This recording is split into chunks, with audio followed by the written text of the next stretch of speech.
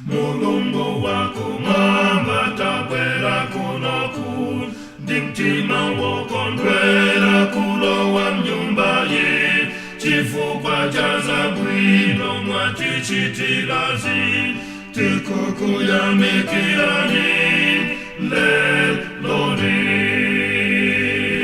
tikuyamikani Atate lelori, mwatimangira fe kuno kachisi wanuyu, ndi ulemerero wanu mutaze nyumba hii, muyerese mudaritse munomu. Tikomba tosende kukutokoza ninu, pojamba kupempera ndi kuyimbira mu, momuno msiku zonse mukale na fetu, mongandi angelo anu mwambamo.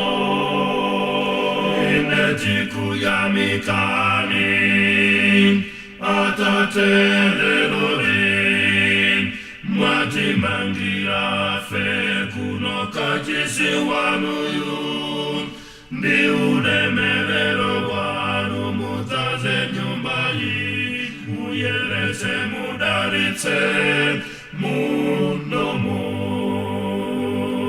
Ikalinda tinyali yo wala mnyumba ye, ya kutokoza onse opuntwa ndimani, apunyandi akristu mapolo motende, kunika koturuka munomu. Tikuyamikani Atate lelori, mwatimangira